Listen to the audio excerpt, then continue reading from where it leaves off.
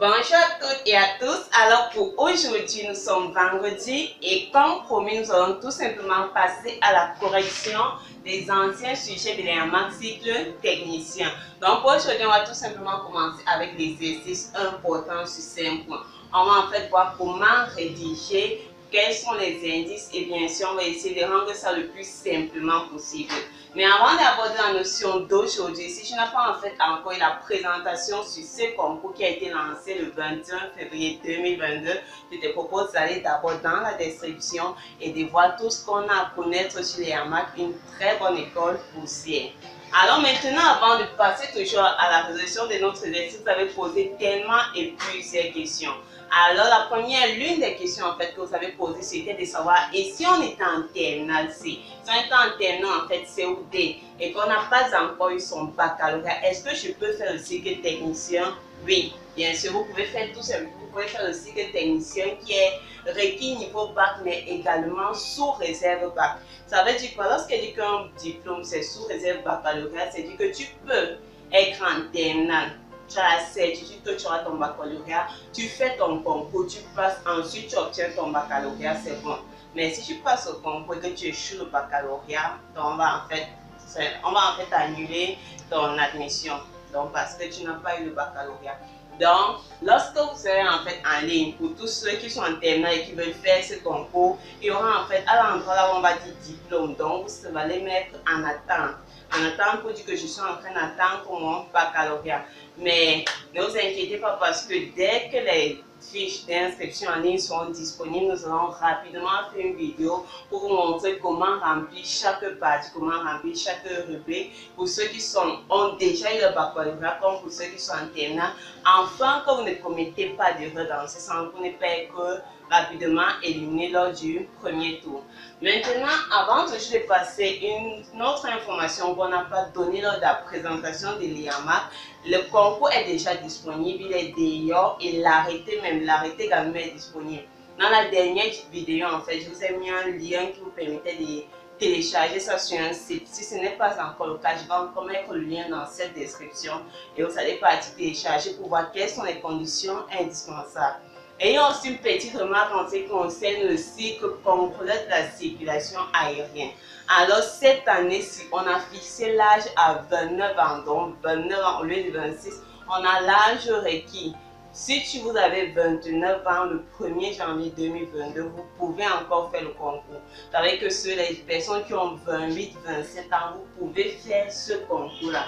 Donc je vous conseille franchement de lire l'arrêté et de voir comment est-ce que vous pouvez procéder. C'est un concours très abordable et vous allez voir même le type d'épreuves. Les épreuves sont, lorsqu'on dit épreuve niveau bac, c'est vraiment niveau bac. C'est un élève de la terminale qui apprend bien ses cours et qui comprend. Il est capable de composer ce concours-là. Mais je vous invite, il y a encore 2 mois et en 2 mois, vous pouvez intégrer une école de préparation de concours. Donc, j'invite ceux qui savent qu'ils ont besoin d'assistance pour étudier. Parce qu'il y a des personnes qui sont capables d'étudier sans qu'on dise ou bien qui peuvent soutenir, avoir un rythme soutenu longtemps sans qu'on ne dise que non, tu dois bien. Donc, si vous êtes ce type de personne qui a besoin de savoir que vous devez, par exemple, faire 30 exercices avant de dormir cette nuit, je vous conseille peut-être d'intégrer un groupe de prépa pour préparer ce concours. C'est une très bonne école.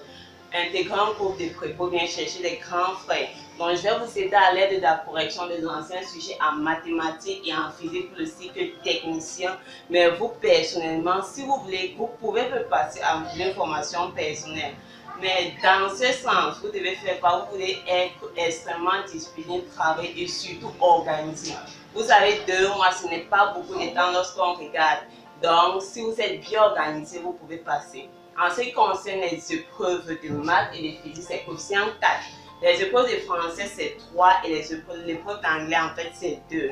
Ça veut dire que ces 2 matières, vous devez trouver et essayer de voir. Pour l'instant, le site de l'EAMAC n'est pas disponible, donc ce n'est pas, en fait, ce n'est pas possible d'accéder présentement. Donc, j'ai essayé tout à l'heure, ce n'était pas encore possible.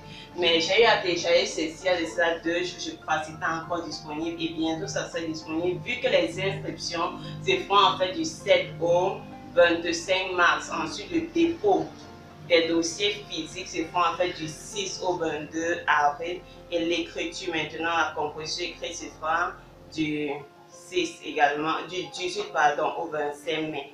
Maintenant, lorsqu'on dit vous allez, dans l'arrêté, vous avez les informations où déposer. On dit que vous déposez vos dossiers physiques dans le comité local du pays où vous résidez. Vous n'allez pas aller composer l'IAMAC à Niamey parce que l'IAMAC se trouve à Niamey. Vous composez, si vous êtes au Sénégal, si vous êtes, je ne sais pas, n'importe où, au Cameroun, en Côte d'Ivoire, Togo, vous allez composer dans votre pays. Par exemple, au Cameroun, le comité où vous allez déposer votre dossier physique en 2021, c'est le ministère des Transports, la division aviation. Donc, vous donne même la salle, c'est la salle 200 000 pour l'année passée. Donc, il y a ça que vous pouvez vous renseigner. Et là, vous allez composer votre concours. On va vous dire, on va vous convoquer, vous saurez exactement. C'est dans votre pays, ce n'est pas au Niger que vous allez aller composer le concours. Maintenant, ok. Maintenant, pour plus d'informations, je vous conseille vivement d'aller dans la description, de télécharger l'arrêté et de lire attentivement la section qui vous intéresse. Et une autre question à ce qui concerne la mission sur Tigre également. On a qu'il y avait plusieurs informations et conditions. Toujours, vous pouvez trouver ça sur le site de l'IAMAC lorsque cela sera disponible. Donc, nous allons passer à l'exercice d'aujourd'hui. On va commencer par l'IAMAC 2019. C'est ce que j'ai eu à télécharger lorsque le site était encore disponible. Et on va commencer par l'exercice 1 qui est sur 5 points. Donc, c'est un exercice très simple au fait. Alors, on nous dit ceci. A0 et A1 sont les points d'affiche respectifs. X0 égale à 0 et X1 égale à 1 d'un axe. A2 est le milieu du segment A0, A1 et X2 est son affixe. A3 est le milieu du segment A2, A1 et X3 est son affixe. Et le processus se poursuit indéfiniment.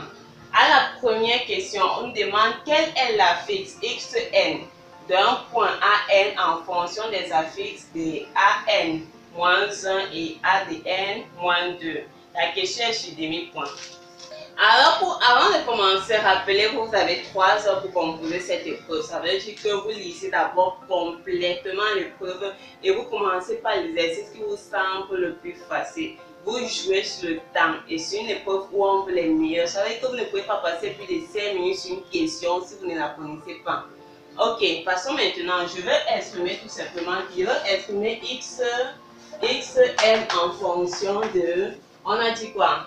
Xn en fonction des affixes. Lorsqu'elle dit l'affixe de A de N-1, si l'affixe de A2 c'est qui? X2, l'affixe de A3 c'est X3, donc c'est X3, X2, affixe de A2. Ça veut dire que si je veux l'affixe de celui-ci, ça serait tout simplement N, X de N-1.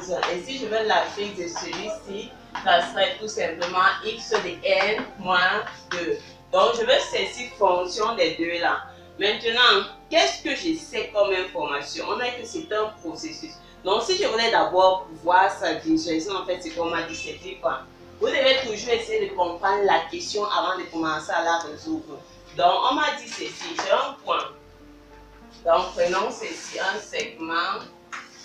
Donc, ça mesure quelque chose comme, on a 1, 2, 3, 4, 5, 6, 7, 8, bien. Alors en 1, voici mon premier point. Mon A0, je vais mettre ici dans mon A1. Donc ici, je sais que X, son affixe c'est 0. Donc on met ici à 0 et voici 1. Alors qu'est-ce qu'on m'a dit? On m'a dit que A2 c'était le milieu de ces segments. Ça veut dire que 1, 2, 3, 4. Donc je prends la moitié. Voici là où on va se trouver le point A2. Ensuite, je sais quoi de A2? A2 c'est le milieu du segment A1, A0, A1. Ensuite, A2 c'est le milieu de ce segment. Ensuite, j'ai un A3 qui est le milieu de A1, A2. Regardez, A1 ici et 2 là. Ça veut dire que si j'ai A1, A2, le milieu ici, ça sera tout simplement A3. Ça veut dire que si je veux A4, si je dis A4, je n'ai tout simplement à dire que ça sera le milieu du segment. Comme ici c'est 4, ça veut dire qu'il y aura A3, A2. Ça veut dire que ça sera le milieu du segment. Voici notre A4. Ainsi de suite, A5 sera quelque part ici. Voici notre A5. Ainsi de suite. Ça veut dire que si je dis que j'ai un point, je vais exprimer X de N qui est l'affixe du point A de N. C'est bien sûr l'affixe de A de N. Qu'est-ce que je sais? Je sais que j'aurai tout simplement A de n sera le milieu des prix du segment constitué par les deux points qui précèdent ceux-ci, donc des A de n moins 1, A de n moins 2. Maintenant, dès que tu établis ceci, la première chose, le milieu d'un segment, qu'est-ce que j'essaie? Je veux en fait l'abscisse. Donc, qu'est-ce que j'essaie? Je pense aux coordonnées. Si je dis par exemple que j'ai un point A, les coordonnées x, y et un point B, les coordonnées x', y'. Alors, si je dis que je suppose par exemple que C, je prends un point C qui est le milieu du segment. C'est-à-dire que C est le milieu du segment AB. Ça serait tout simplement dit que si je veux les coordonnées de C, C aura pour coordonnées abscisse de A plus abscisse de B sur 2, ordonnée de A plus ordonnée de B sur 2. Ça veut dire que si je veux dans les coordonnées de mon x de n, qui est l'abscisse de ce point-ci, qui est le milieu des deux points-ci, je fais tout simplement quoi? Abscisse de celui-ci plus l'abscisse de celui-ci divisé par 2. J'applique la formule ici. C'est-à-dire quoi? C'est-à-dire que notre x de n sera tout simplement égal à x de n moins 1 plus x de n moins 2, le tout divisé par 2. Donc, ce qu'il fallait faire pour avoir demi-point. À la question 2, on se propose de savoir, lorsque n est de plus en plus grand, si les nombres A de n s'accumulent autour d'un point unique et d'un seul. Pour cela, on pose pour tout n supérieur ou égal à 1, y de n qui est égal à x de n moins x de n moins 1. En on demande de montrer que y de n est une suite géométrique pour demi-point. Alors, en 2 racines, c'est comme me dit, pour n supérieur ou égal à 1, je pose un y de n. Le but, c'est de savoir quoi? Quand n va prendre des valeurs de plus en plus, ça veut dire que quand on va partir à A de 6, A de 7. Donc, si je pars à A de 6, au point sera quelque peu ici. Ensuite, on va diviser jusqu'à... Donc, on veut savoir en fait si tout cela va s'accumuler en un point. Donc, lorsqu'on voit, oui, ça va s'accumuler. Maintenant, il faut montrer en mathématiques, on ne peut pas juste dire qu'on voit. Donc, ça va s'accumuler pourquoi? A de 6 sera le milieu, donc voici notre A de 6. A de 7 sera quelque peu ici, et ainsi de suite jusqu'à A de n pour des valeurs de plus en plus grandes. Maintenant, première question, est-ce que ceci c'est une suite géométrique? La première chose, c'est quoi une suite géométrique? Et surtout, comment tu fais pour montrer qu'une suite est géométrique? Une suite géométrique, par exemple, si j'ai B de n, ça serait dire quoi? Si je peux écrire B de n plus 1 comme 1 cube fois B de n, la suite sera dite géométrique, avec une raison qui sera Q. Donc ça c'est la définition que je me rappelle, je pense à mon cours. Maintenant je viens, pour montrer donc que y de n est une suite géométrique, je peux exprimer y de n plus 1 fonction de y de n, ou bien y de n fonction de y de n moins 1. Alors c'est avec y de n plus 1. Je viens partout tout simplement là où il y a n, je remplace par n plus 1. Donc j'aurai x de n plus 1 moins x de n plus 1 moins 1 devient x de n. Maintenant, je me pose comment puis-je créer le y de n, ce y de n -ci. J'aurai besoin pour le créer d'un x de n. Voilà, x de n, c'est bon. Maintenant, dans x de n moins 1, je n'ai pas ce x de n moins 1. Mais qu'est-ce que j'ai? J'ai un x de n plus 1. Donc, je dois éliminer celui-ci et chercher à créer les formes ci, soit celui-ci ou bien les deux à la fois. Alors, je me rappelle. Mais ici, qu'est-ce qu'on a dit? On a dit que notre x de n serait sous la forme ci. Ça veut dire que si je veux x de n plus 1, vous êtes d'accord tout simplement que ça serait quoi? X de n plus x de n moins 1 sur 2.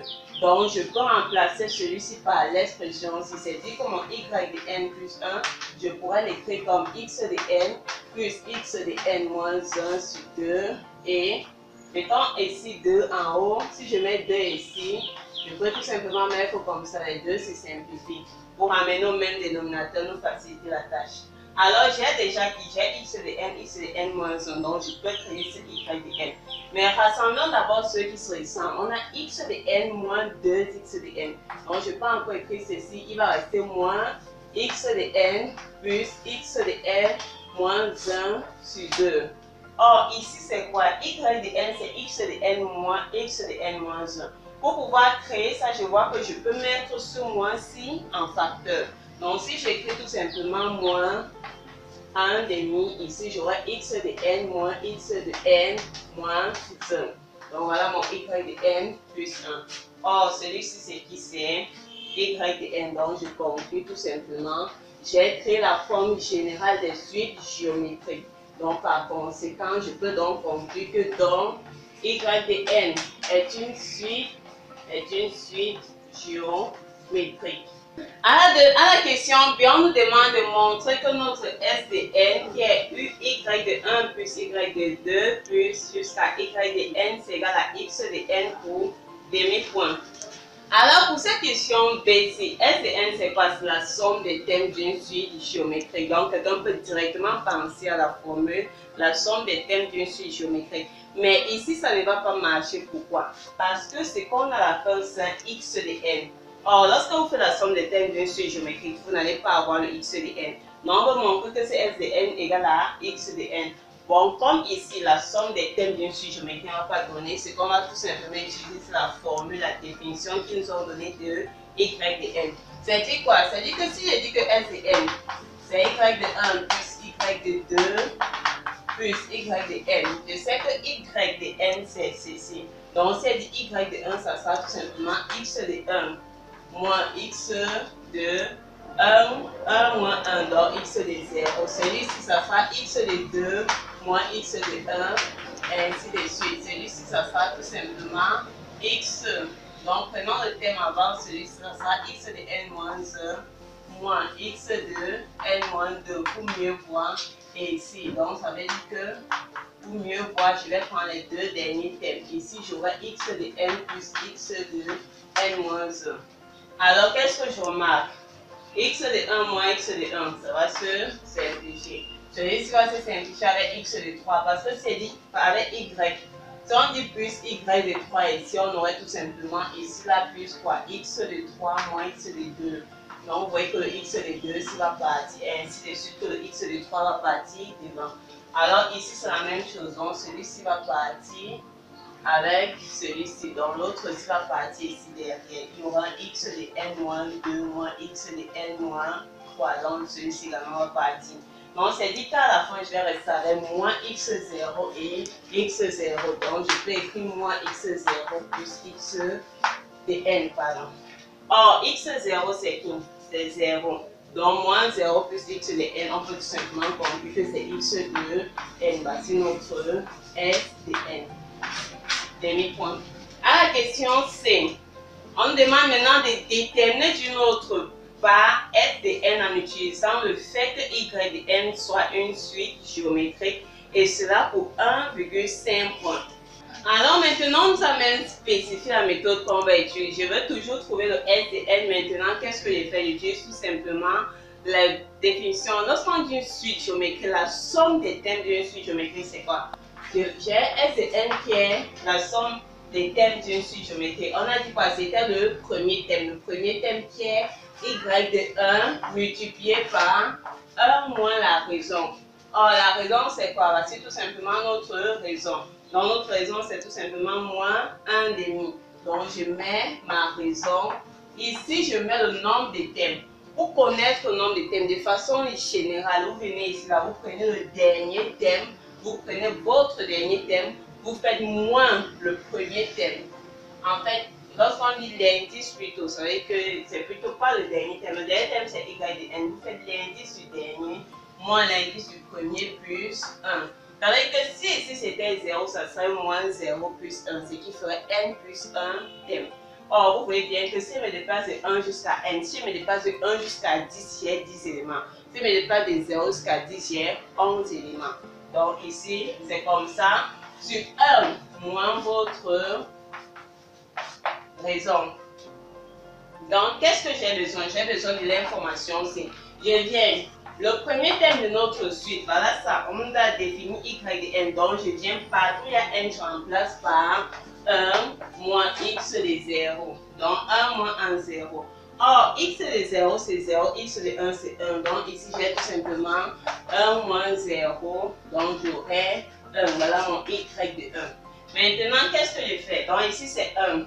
Ça veut dire que ma somme, si je prends encore tout simplement dire que 1 n'affecte rien, c'est 1 moins la raison à la puissance n. Ici en bas, j'ai 1 fois, donc j'ai 1 plus 1 demi. Donc, si je vais arranger, je vais dire quoi? Ma somme, ça sera tout simplement 1 moins 1 demi. En bas, vous avez 3 demi. Donc, on va conclure en disant que ça sera l'inverse. Donc, comme la fraction qui est en dessous, c'est ceci qui est sur 1 fois l'inverse. Ça va devenir 2 tiers de 1 moins 1 demi à la puissance n. Donc, voilà notre SDN. À la question 4, on vous demande de déduire x de n explicitement en fonction de n sur un point. Alors, à la question D, pardon, sur un point, non, c'est franchement donné. Maintenant, déduire x de n, c'est dire quoi? On vous dit que chaque fois que vous voyez le mot déduire, posez-vous toujours la question de savoir quelles sont les informations antérieures que j'ai préétablies pour pouvoir établir celles que je veux.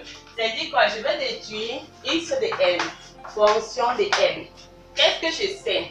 Je sais que j'ai pu montrer que ma somme lève ainsi ici et je sais que la somme est égale à ceci. Maintenant, ici, vous allez bien rédiger. C'est-à-dire quoi? Je vais dire que d'après la question, donc d'après la question 2b. La question 2b m'a donné l'information que x de n est égal à x de n. Et d'après la question 2c me donne l'information que x de n c'est tout simplement 2 tiers de 1 moins 1 demi à la puissance n. Or, ça c'est le même x de n par conséquent. Donc, je peux tout simplement écrire que mon x de n c'est tout simplement égal à 2 tiers de 1 moins 1 demi à la puissance n. Un point. Donc là, la rédaction est extrêmement importante. On ne va pas vous donner le point que vous allez vous aboutissez directement ici sans que soit dit où est-ce que vous avez pris vos informations. À la question E et la dernière question, vous calculez, déterminez la limite de la suite x de n. Quelle conclusion faites-vous sur un point également? Alors à la question E, je veux la limite de x de n. Donc, lorsque n tend vers plus l'infini de x de n. Alors, regardez ça, c'est la limite de tout ceci. Or, qu'est-ce qu'on a dit sur les suites? On a dit que si j'ai a exposant n, si mon a est compris entre moins 1 et 1, je sais que moins 1 demi est compris entre moins 1 et 1. Alors, a exposant n, la limite, si en plus l'infini, c'est 0. Donc, on a 0, donc 1 moins 0, ça fait tout ceci. La limite, c'est 1 fois 2 tiers. Donc, notre limite, ça sera tout simplement 2 tiers. Donc, à la limite de notre x de n. Parce que quoi? Car je sais que l'autre c'est compris entre moins 1 demi et 1. Sa limite, donc, ça sera à une puissance n, ça sera tout simplement 0. Maintenant, quelle conclusion peux-tu dire?